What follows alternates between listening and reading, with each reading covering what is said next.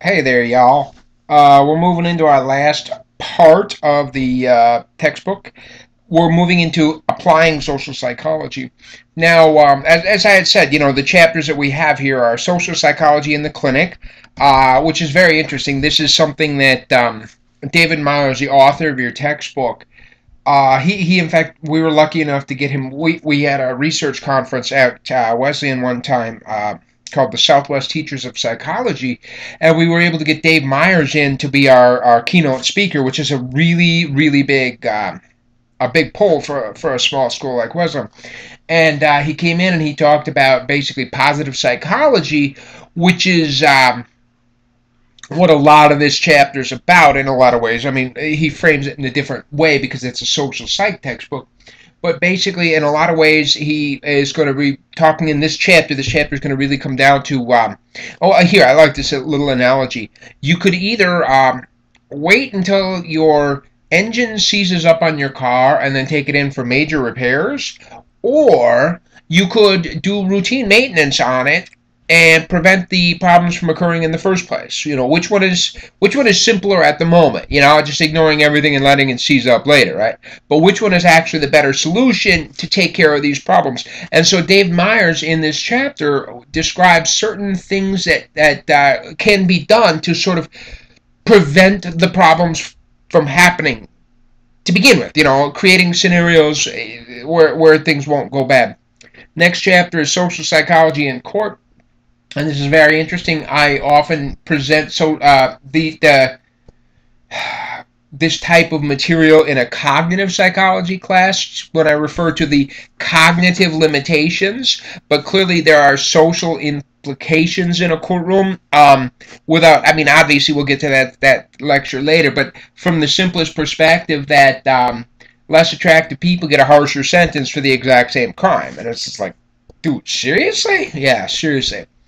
After that, we'll talk about social psychology and the sustainable future, which is a kind of a weak chapter. I'll admit it's got some great potential, but I think that maybe it needs to be better thought out than it was. But suffice to say, many other chapters in this same type of applying social psychology could be written. Applying social psychology, I think I had said it earlier, to driving, okay? Because there's social behaviors involved, and you need to understand how people's social thinking works when planning the roadways and things of this nature. So there's a lot of others, or applying social psychology to the factory, or applying social psychology to family relations. I mean, there's just so many that it could really be written. So, as we said, today we'll do social psychology in the clinic. So, I'm going to warn you right up front, I am not a clinician, I am not a clinical psychologist, I am not a counselor. I do not do touchy-feely bullshit, okay? That's just not what I do. I respect it, it is what it is, it ain't my thing. So, I'll do my darndest to present this in an unbiased fashion, but with that as your little disclaimer at the beginning, what can I say, right? It is what it is. Clinical psychology is the study, assessment, and treatment of people with psychological difficulties. Okay, I think it's hard enough to deal with people that don't have psychological difficulties. Let's add that to it. So we're going to ask some questions about, say, for example, clinical judgments, whether they be medical judgments or psychiatric judgments, and what affects them. I mean, these things, like a diagnosis or something, a diagnosis should be done in a very cold and logical fashion. I should just look at the evidence and read the evidence in front of me and put it down. But no, there's going to be social influences on something as simple as that. Cognitive processes that accompany behavior problems, etc. Okay. And how do social relationships support health and well-being? In other words, what can we do to prevent problems from happening?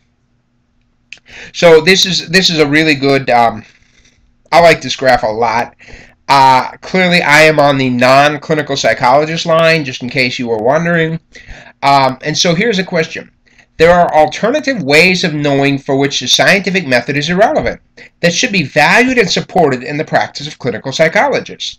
And if you look at clinical psychologists, they're kind of spread across the board with a bit of a peak over there at agree. So there's a cluster of people. I mean, a good 10% of people say no.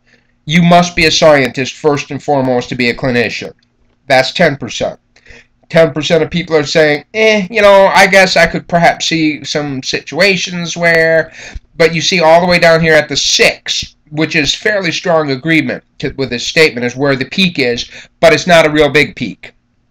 Now look at the non-clinical psychologists. As you can see, if I move my face here, what is it? 2%, 3% of them. If you put the 6 and 7 together and call those strong agreement, maybe 5% of non-clinical psychologists agree with that statement. 5%. But by that definition, 40% of clinical psychologists agree with that statement.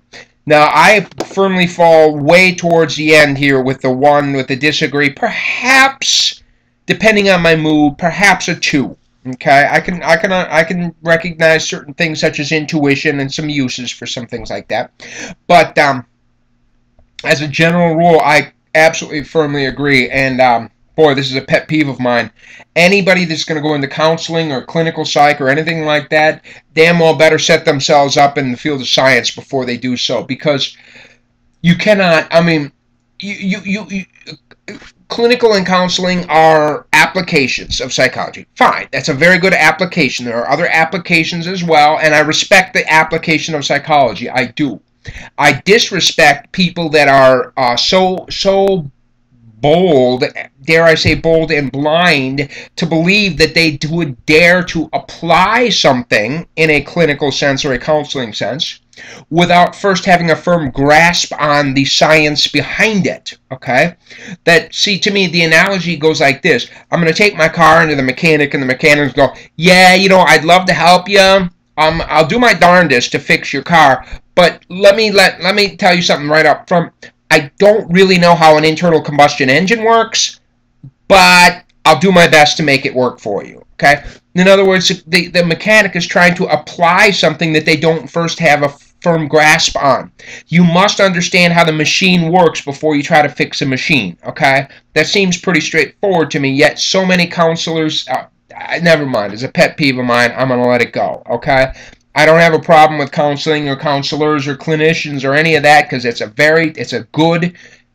decent application of psychology. There are too many of them that agree with this statement, which is a way of saying you don't really need to understand the basics of human nature. You can just sort of throw it in there and make some guesses. What influences clinical judgments? Illusory correlations. We've talked about illusory correlations before. We did it in terms of why, say, for example, stereotypes can exist, because we see a correlation between behaviors and groups or something, and the reason we see the correlation is sometimes not because a correlation exists, but sometimes because we selectively view certain information and selectively ignore certain information. As an example, there is none. I mean, when you look at the data, there is no correlation between anything on a Rorschach ink blot test and any clinical outcome. The Rorschach ink blot test does not predict clinical problems. It doesn't. Yet so many clinicians swear by it because they see illusory correlation. Yes, but I had a sociopathic patient and he saw the blood. And it's like, well, dude, of course. I mean, you throw 1,000 names in a hat, a couple are going to pop out, Nothing to it. But this, by the way, is my the one that I am happy. I enjoy the most in this chapter. This is Rosenhan. I forgot Rosenhan's first name, but Rosenhan, he basically wanted to find out if, dare I say, just like, in fact, very, very similar question to Phil Zimbardo's with his prison study, where Phil Zimbardo wanted to find out, is the violence something that's inherent in the prison system, or do the prisoners bring the violence in with them? I mean, where does it come from? That was his basic question. And Rosenhan basically had the same kind of a question, but I'll put it kind of crudely, do the patients bring the crazy into the hospital, or does the hospital make them crazy? All right, that's really kind of what I'm getting at. Where does mental illness come from? Okay, is it from the patients that bring it with them, or is it come from the system that they get placed into? So he wanted to find out, are mental health professionals able to tell the difference between those who are mentally healthy and those who aren't? Okay? He wanted to know what would happen if a patient was misdiagnosed. Okay? You misdiagnose a patient, and then what? Okay? So in other words, are the psychiatrists going to continue to call the dude crazy, even though he's not crazy? I mean, so where does the truth come from? Does it come from the label on the piece of paper, or does it come from the actual patient? Okay? He also wanted to know whether the characteristics that lead to psychological diagnoses reside in the patients themselves or the situation and the context in which the observers find the patients. Okay? So here's his study. It was very interesting. He took 8 pseudo patients. Okay? They were actors, Confederates, if you will. And what he did was, okay, your job is to gain admittance into a psychiatric hospital. So there was 5 men, 3 women from different backgrounds.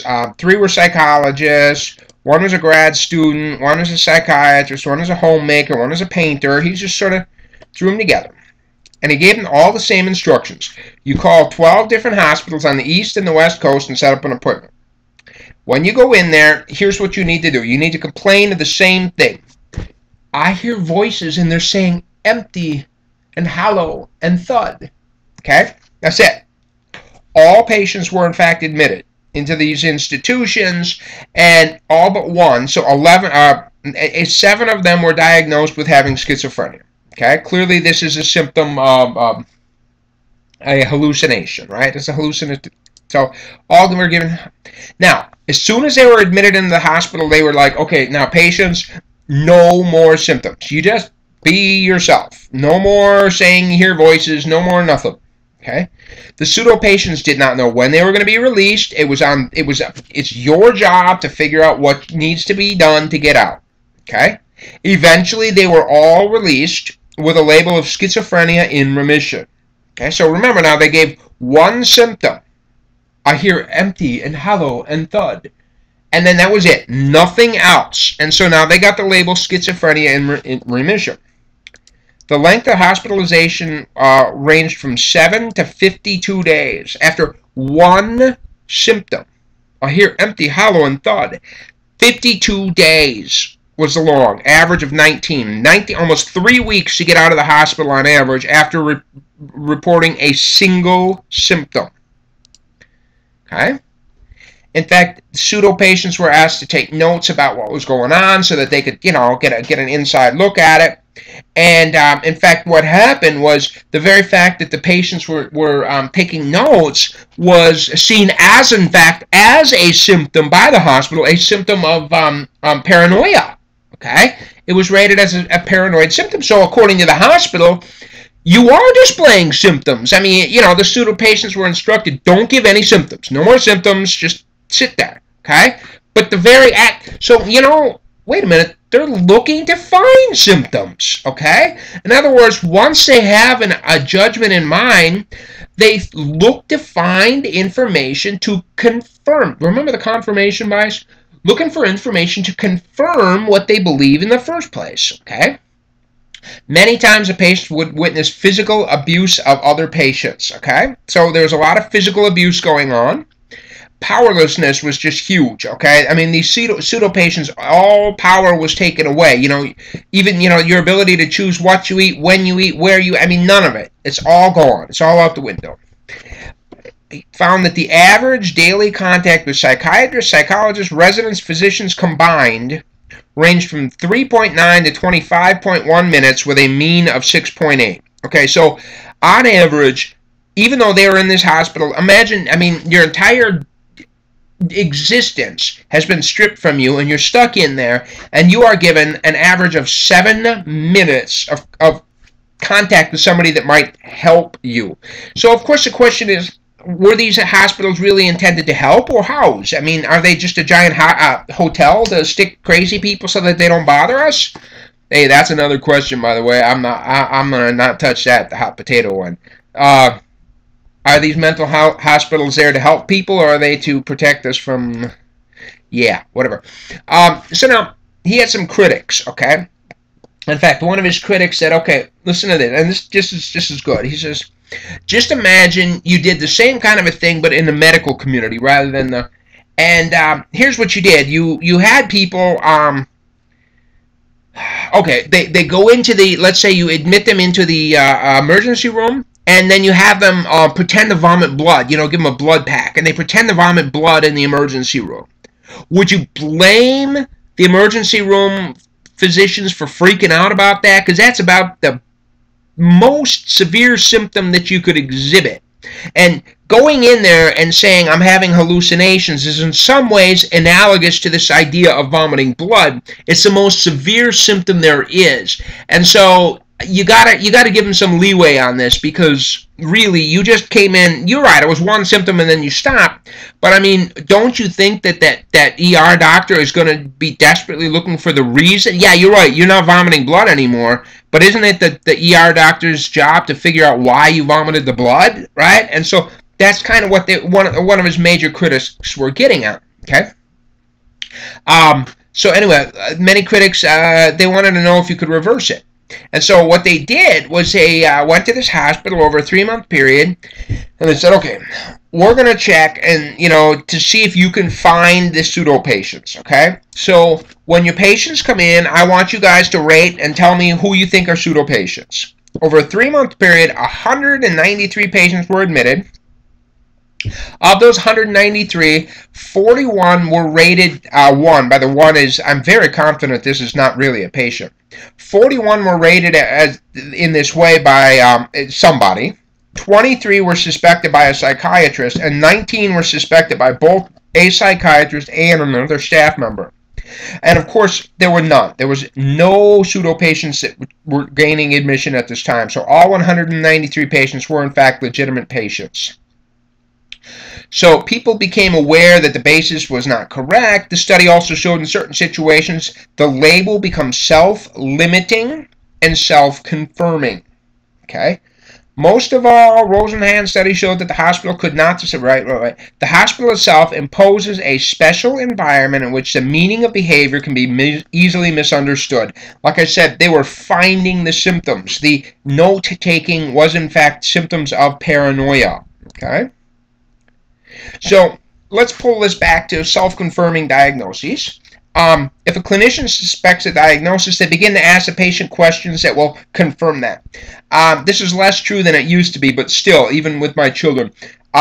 Let's say the patient reports a symptom, and the doctor gets a preliminary diagnosis in their head, and then seeks to confirm that. So my doctor thinks, oh, I think that there's a stomach problem. So the doctor starts poking my daughter in the stomach. Does it hurt when I poke you here? And she goes, yes.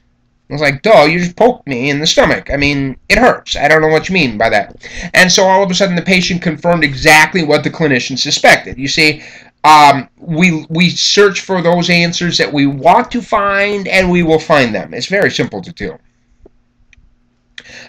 Here's another good one. Most clinicians believe they are better at diagnosing than statistical data, right? Otherwise, what's the point of them? This is crazy. Let's say, for example, they have in a psychiatric hospital, they ask the clinicians, what is the probability that this patient will in fact be readmitted into the hospital? And the doctors, they have all of these different things and stuff, and they can make an estimation of who will and will not be readmitted. But it turns out that, does a much better job of determining who will and will not be readmitted into the hospital is the thickness of the patient's medical file. That's it. It measures thickness, and the correlation between thickness and readmission is better than any prediction that the clinician can make. That's scary. Why do we need them, right? Here was a classic study right here. They had a clinical story. I forget the word for him. A story of this guy named Joseph Kidd. And they broke down the story of Joseph Kidd into 4 parts. Okay? And then they had these, I believe these were students, counseling students or clinical students or something, read the story in 4 parts. And after the first part, what we want you to do is figure out what do you think Joseph Kidd's diagnosis is. Okay? And after reading the first part of the story, they were accurate at about 25%. So they're about 25% correct. Then they said, okay, there's your diagnosis. Now let me ask you a question. How confident are you in your diagnosis? And the average is about 35%. I'm about 35% confident that I got the right diagnosis. So then they read the second part of the story. And look at what happened. They said, okay, what do you think is the actual diagnosis? How confident are you? And their confidence rose, but their accuracy went down. After reading 3 parts of the story, after reading 4 parts of the story, their accuracy was literally unchanged. The accuracy of their diagnosing was unchanged, but the confidence that they felt was rising dramatically. Okay? So as the doctors get more information, they completely believe they're doing a better job at diagnosing. But if this is of any truth, the more information they receive is only raising their confidence, not the truth of the accuracy. All right, here's some boring stuff to me. I mean, to me, it's just depressive. Non-depressed people display overconfidence. Remember that? Almost everything we do, we talked about overconfidence. Say, for example, we had said, okay, we'll ask you 100 questions, simple questions, like what's the capital of North Dakota? And then we'll ask you, how confident are you that you're correct in that? And it turns out that people's confidence is always higher than their accuracy. I mean, in almost everything. But people with depression tend not to display this overconfidence that non-depressed people tend to. And we call it depressive realism, the tendency of mildly depressed people to make accurate rather than self-serving judgments, attributions, and predictions. Okay, they're more likely to reflect reality, which is not a bad thing, right? We can talk about an explanatory style. That is to say, let's say, for an example, everybody at some point in your life will experience failure. Everybody will. That's just a fact.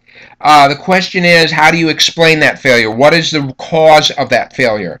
And an explanatory style could be negative, could be pessimistic, depressive. Let's say, for example, 2 people, very simple. Let's say, for example, 2 people both bomb a test on. And one person gets a score back and looks at it and goes, ah, shit, I knew I should have studied harder. Damn, next time I'm going to do it. I'm going to study harder.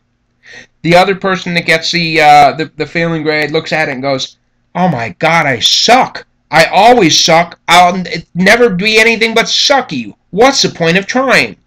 Clearly, one is a healthy explanatory style and one is an unhealthy explanatory style. I'm not saying that the second explanatory style causes depression, but the two are strongly related.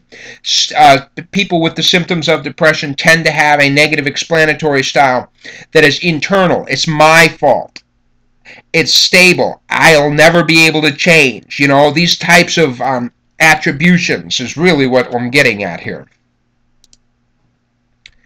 There you go, an optimistic attribution style versus a depressive. And so we see stable, global, and internal. That's it. People with a depressive attributional style will be much more likely to say this failure is something that will last forever. This failure is not just this one thing, but it's just I suck at everything, and it's internal. It's my fault. I did it. Okay? The vicious cycle of depression is usually triggered by negative experience, which leads to self-focus, rumination, and blame. We find that depression here in this image, we have a bad experience, and because of perhaps a negative attributional style, we begin to have self-focus and blame. It's my fault, and that leads to a depressed mood, and a depressed mood changes the way we think and the way we behave. Not just, okay, let's say, for example, this is the simplest of all. People that are in a depressed mood and run around with that look on their face. Who wants to hang around with a person that's all depressed? It's depressing, right? Who wants to hang with them? And so what happens is the very fact that they're depressed and displaying this depression comes back to negative experiences, negative social experiences, like rejection or something. And the rejection then becomes the fuel for the next cycle of self-focus and self-blame. Okay? So it runs in a circle, and it's a vicious circle. Okay? Loneliness, blah, blah, blah, blah. Not my kind of thing. Again, the way we attribute things can determine whether or not we feel loneliness or not. Depends on how we attribute, just very similar to that explanatory style of a second ago. Shyness, social anxiety. Shy people tend to see non-related events as personally relevant. Blah, blah, blah. They overestimate the extent to which others notice small things like a pimple or something like that. Yeah, it's a social phobia kind of a thing. Here we go. In the industrialized world, and here is where I told you I was going to, this was going to be the positive psychology, David Myers' main field of expertise or enjoyment. In the industrialized world, at least half of all deaths are linked to behaviors such as smoking, eating, lack of exercise, etc. Okay, it's our own fault. Behavioral medicine is an interdisciplinary field that integrates and applies behavioral and medical knowledge about health and disease. It turns out that we need to have an understanding of course, the medical aspects of it, but we need to know the behaviors that both lead to and exacerbate problems. Health psychology is the study of the psychological roots of health and illness. It provides psychology's contribution to behavioral medicine. It's actually quite interesting. The effects that our behaviors have. And I mean, let's say from a very simple perspective, a health psychologist might study something as simple as what is the effect of literally smiling? If I run around with a smile on my face, what happens? Okay? And it turns out that the act of smiling stimulates certain neurochemicals in our brain, in particular serotonin production, which increase mood. So the very act of smiling increases serotonin, which increases mood. So it's kind of a crazy system. This is I've been married 15 years, but I'm gonna just read this to you. It is what it is. All right. Here's what they did. They had people take a diary. They did a little diary study, and they took women and they had them report their moods on each day. Okay, how negative their mood was apparently. And so what they found was that when women were premenstrual, their reported mood was negative mood was about a 2, 1.8, whatever. During their menstrual cycle, their negative mood, and they were reporting this on a daily basis. I mean, at the end of each day, I want you to think about what happened today. Okay? And then between the menstrual cycles, you see that the orange bars are almost unchanged. There's almost no difference between the different phases of the menstrual cycle. Okay? But then what happened is they did a separate study where they had women recall their moods at the end of the month. They said, okay, what we want you to do is we want you to recall how negative your moods were last month when you were premenstrual, last month when you were having your actual period, and during those times when you were between. And you see what happens when they look backward. They remember bad PMS and bad moods during the menstrual cycle, but yet when you ask them on a daily basis, they don't report them as being there. So that's a problem when we look back at our past and we see the purple lines when we look back in the past, but in truth, the orange lines seem to represent reality. And I repeat, I've been married 15 years, and I always have a problem with this slide because, dude, seriously? Whatever. Get married, you'll find out.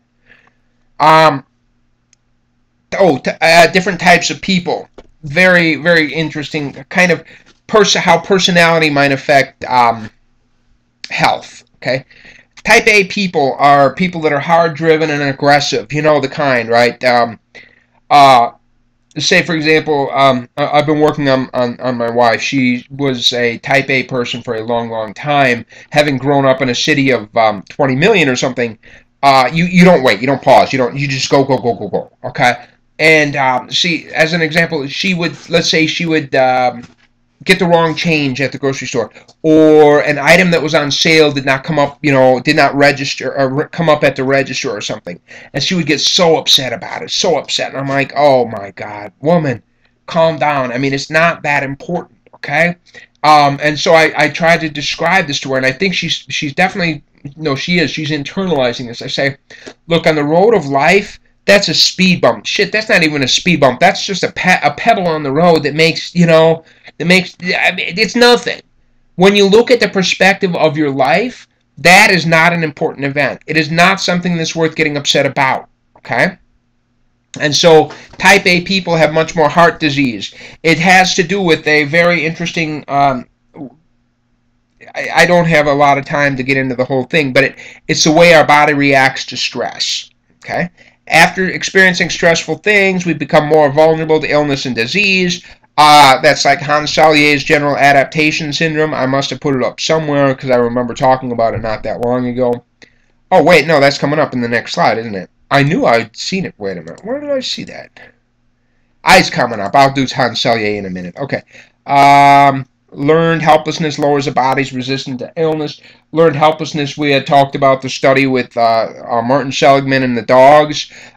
Humans can also get this same experience of learned helplessness, which is again related to that attributional style where we attribute the failures to something global. Not just I suck at this, but I suck at everything. When I failed not just this one thing, but I failed in life or something like that. Oh, this is very cool. They took some of these people that had heart attacks, and after a heart attack, there's a standard. This is what doctors do. They give a plan. You know, you got to cut back on sodium. You got to increase moderate exercise. You got to stop smoking. You know, these basic life modification things. So they had some of the patients on the green line there, the green or the orange line rather. The orange line was those patients that were simply taught those, you know, oh, you got to, you know, cut down your sodium and things like that. And what we find is that if you follow them up, as that line goes up, that means the number of people having heart attacks across time goes up. Okay? So now, recurring heart attacks, of course. And so now you look at the green line, and they were taught the same things about the sodium and the smoking and the moderate exercise and stuff. But they were also taught about the type A lifestyle and how, hey, look, you know, if somebody gives you the wrong change, you just let it go, you know, it's not that important and stuff. And so they taught them this type of ways to cope with this type of anger, this toxic anger, dare I say. And lo and behold, when you follow up on them, they just have fewer heart attacks. I mean, it's that simple, you know. You bringing it on yourself.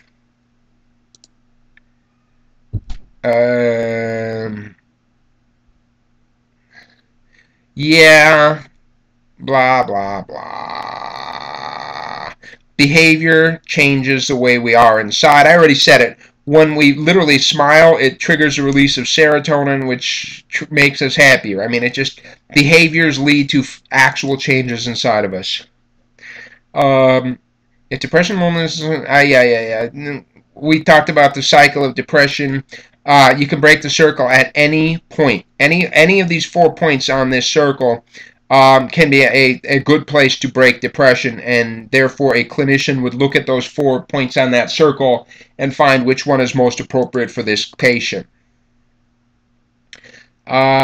Once you have achieved improvement, it's best if people attribute their successes to what's under their control rather than the treatment program. That's what that external attribution, internal attribution thing is all about. Yeah, blah, blah, blah. That's a different behavior or something. This is interesting. There's a negative correlation between poverty and health. It sucks to be poor, okay? If you look at the height of in fact, they did this in Scotland. I believe underneath my face here is this image. They did a study in Scotland, and they measured, what does that say? Oh, no, that was a different one. Okay, that was, 1 second, I'll come back to that. They did a correlational study, and they found that they went to all of these gravestones, and they measured how high the gravestones were and how old the person was that died, you know, when they died. And they found that the older you are, the higher your gravestone, which is a way of saying it costs money to have a big gravestone, so if you die poor and you have a tiny gravestone, you probably died younger. You got it? It's kind of a cool thing. Obviously, there are some obvious things here. That is to say, if you're poor, you have less access to health care. That's for darn sure. If you're poor, you just don't go to the doctor for certain things. People that are poor are less likely to be capable of living a healthy lifestyle. If you're working 3 jobs or something, you're eating fast food. All right, there's no doubt about it. It's just the simplest thing to do. And so we find the more packaged and processed the food is, the simpler it is, the easier it is, the cheaper in many cases it is. We've in fact found that fresh food is in fact more expensive than frozen food, and that does not make any sense because you would have to think that the act of freezing and processing would add to the cost of the fresh food, but alas no, because it's the difficulty of getting fresh food to market and the amount of spoilage involved. But we find the same type of a thing that there's more than just reduced healthcare and unhealthy lifestyle, but it sucks to be poor, right? I mean, when you're poor, people look down on you. I mean, there's a lot of stress involved, especially if you have to have three jobs as a result. But turns out that if within monkeys, lower status monkeys have much shorter lives. They live shorter. Okay, or here's a classic one. What they did was okay. So, this was, oh boy, I got to hear this guy speak one time in Pittsburgh. What was his name? Gosh, I got to hear him at a brown bag luncheon when I was at Carnegie Mellon. He was a guest speaker coming over from the University of Pittsburgh. Gosh, I forgot his name. It keeps coming on the tip of my tongue, but that's all right. Whatever. He did this really interesting study where people volunteered to. They would come into the study, and the first thing they would do when you walked into the study, this is great. All right, yeah, you're going to volunteer to do this. We're going to pay you $500 for 1 week of your time. We're going to put you up in a nice hotel, and we're going to feed you. That's it. That's your job. Sit there for a week. We'll pay you $500 and give you a place to live. And can you imagine how many homeless people were jumping on that? It was Pittsburgh, all right? And so what happens is the trick is when you come in, the first thing we're going to do is we're going to take a cold virus on a Q-tip and we're going to jam that sucker right up your nose. Oh my goodness. Seriously? Yeah, seriously. And then every single day, they made observations, and here's a simple one. They ranked people into either low sociability, medium sociability, or high sociability. In other words, some people hung around with a lot of people, some hung around with just a few, how social they were. And it turns out the relationship between how social they were and how much they catch a cold was quite strong. In fact, they had even more subtle measures. They had say, for example, it was just disgusting. They did like rate of mucus production, and every day they would have to pull his snot out. And it was really gross, okay? It was really a kind of an icky thing. A beautiful idea. But the idea is people that were more social got less sick. It's that simple, okay? Confiding in others is good for us. What is this? Annual depression. Oh, here. The annual depression rate. For people that are married and never divorced, the depression rate is 1% annual. People that have never been married, people that are divorced, people that are, okay? So we see that there is a relationship between some of these stuff. These are all correlational. Across our lifespan, when do we have high social support? Or this is percentage of people that report that they have three or more people that they can confide in, or something like that. And we see it's something that peaks around 18 years old and then drops from there.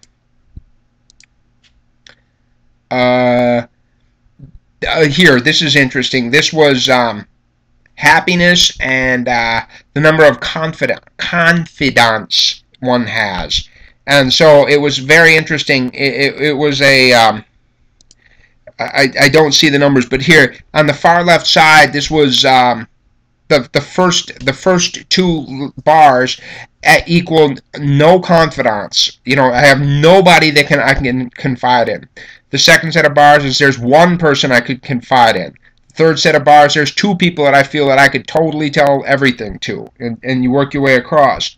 And the only point I want to make in this graph is that as we see, the light blue bars, I guess we'll call them, is 1985 results, and the darker blue bars is the 2004 results. What this is indicating is that, in particular, let's say that far left set of bars, the percentage of people that have nobody that they can confide in rose from, I don't know, I don't have the numbers here, let's say rose from 10% to 25%. Across these two studies, we went from 10% of people that said, I have nobody I can confide in, to 25% of people that said, I have no one I can confide in. Okay? This is kind of a scary business. If we know how important close relationships are to health and happiness, and yet this is the truth on the ground. Like here, those people that do have a confidant, who are they? And so, of course, In 1985, the most frequent person you could confide in was a friend. You see, by 2004, that's still the most frequent person, but still, it's dropped dramatically. Spouses are on the rise as our main source of confidants. But the biggest drop is our neighbor. And I'm not surprised by this. Between 1985 and 2004, there was this giant social phenomenon going on where I can tell you, I'm looking out my window in my office here, in my home office, and all I can see is fences between everybody's backyards. I argue very much that all of these fences up here. Here's the truth. The guy next door to me here, he moved in 8 months ago, something like that. Never met him. Not even once. Have not met my neighbor who lives 10 feet away. It's been there 10 months. There's a fence. On the other side, the one time the fence came down, the wind blew it down. It was an old fence. It was time to. And my neighbor comes over and goes, "So what are we gonna do about the fence?" This is the first time I met the guy, right? And I say, "Let's just leave it down. Why not just leave our yards connected to each other?" And he looked at me like in horror, like, "Are you kidding me? Leave our yards connected? What is this, Russia? I don't get it, you know?" The idea of leaving our yards connected was so unthinkable to him. And so I had to spend untold number of hundreds of dollars to take care of this stupid problem that I didn't think was a problem. Here's an interesting one, a relation, this is again correlational, but the correlation between religious attendance and life expectancy. So people that go to church, that never go to church, have an average lifespan of 75 years. Those that go to church less than weekly have a lifespan of about 80 years. Those that go every week, 81 years. Those that go religiously, like that, more than once a week, it's like 82, something like that.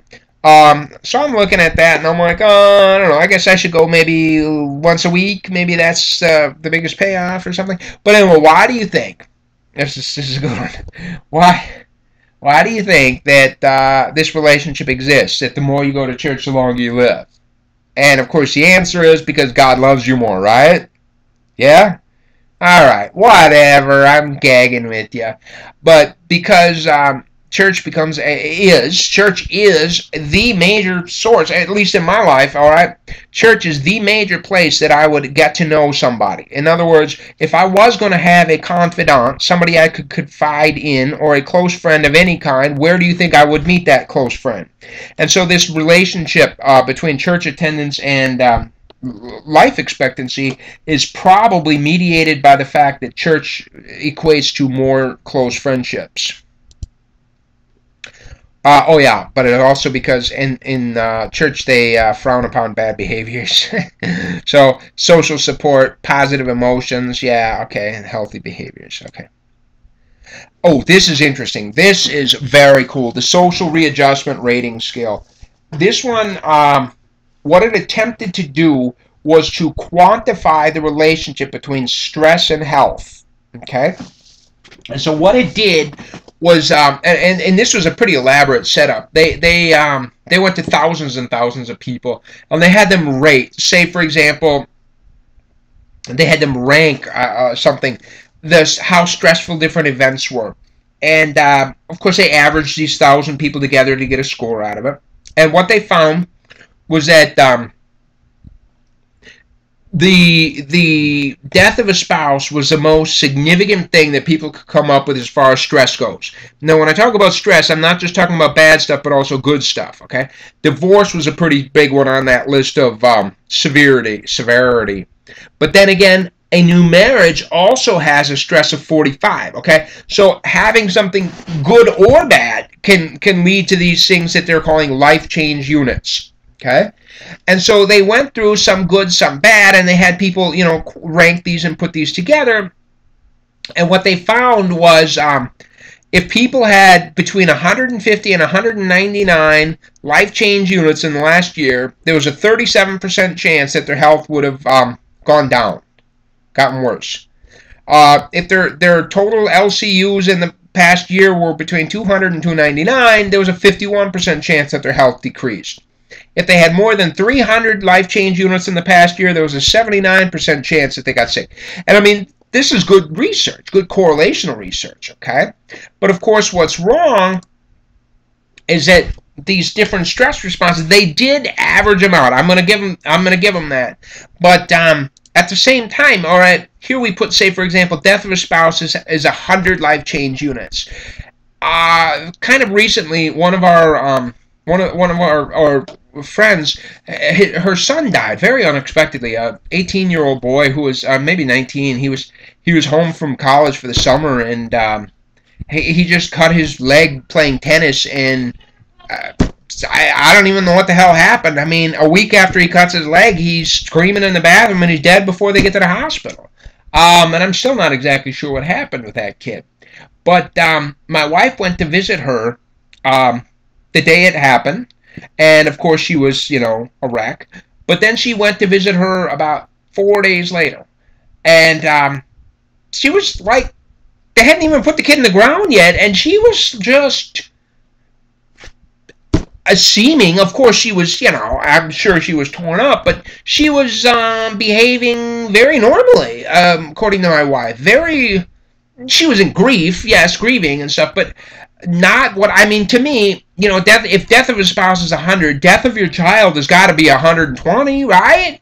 And yet, she didn't seem to really, and so this is a legitimate argument here that people have a different stress response to the same event, For example, impact of death of spouse. Extremely negative, somewhat negative, neutral, somewhat I can't imagine, well, actually I could imagine some relationships where death of a spouse is extremely positive, but or here, for example, we gave marriage a score of 50, didn't we, up here on the life change units? Shit, here's a 45, whatever. Here I'm reporting it as a 50. And here's the problem, though, is that marriage can also lead to a change in living conditions, which is 30 life change units. It can very much require a change in personal habits, right, as you have to give up your old self. That's 24 life change units. It often involves a change of residence. That's 20 life change units. It often involves a change in social activity. So you get the idea is that there's a potential of 170 life change units that come from a marriage. So it's not exactly, I mean, it's neat. I mean, the fact that they found these correlations tells us that this is a pretty genius idea, okay? But when we really break it down and think about it, we say, okay, it's a genius idea, but there's limitations to it.